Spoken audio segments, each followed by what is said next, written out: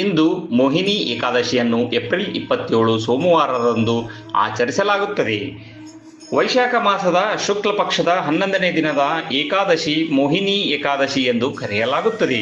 ಸಮುದ್ರ ಮಂಥನದ ಸಮಯದಲ್ಲಿ ಅಮೃತವನ್ನು ಅಸುರರಿಂದ ರಕ್ಷಿಸಲು ಭಗವಾನ್ ವಿಷ್ಣುವು ಮೋಹಿನಿ ಎಂಬ ಸುಂದರ ಸ್ತ್ರೀ ರೂಪವನ್ನು ತಾಳಿದ ದಿನವಿದು.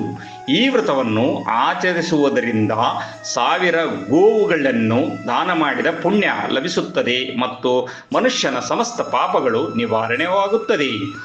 ಈ ಮಂಗಳಕರ ದಿನವು ವ್ಯಕ್ತಿಯನ್ನು ಭ್ರಮೆಯ ಜಾಲದಿಂದ ಮುಕ್ತಿಗೊಳಿಸಿ ಜೀವನದ ಅಡೆತಡೆಗಳನ್ನು ಮತ್ತು ದೊಡ್ಡ ದುಃಖಗಳನ್ನು ದೂರ ಮಾಡುತ್ತದೆ. ಈ ದಿನದಂದು ಭಗವಾನ್ ವಿಷ್ಣು ಮತ್ತು ಅವನ ಅವತಾರವಾದ ಶ್ರೀರಾಮನನ್ನು ವಿಶೇಷವಾಗಿ ಪೂಜಿಸಲಾಗುತ್ತದೆ. ಶ್ರೀ ವಿಷ್ಣುವಿನ ಮೋಹಿನಿ ಅವತಾರವು ನಿಮ್ಮ ಜೀವನದಲ್ಲಿ ಸತ್ಯ, ಸ್ಪಷ್ಟತೆ ಮತ್ತು ಶಾಂತಿಯನ್ನು ತರಲಿ. ನಿಮಗೂ ಮತ್ತು ನಿಮ್ಮ ಕುಟುಂಬಕ್ಕೂ ಮೋಹಿನಿ ಏಕಾದಶಿಯ ಹಾರ್ದಿಕ ಶುಭಾಶಯಗಳು.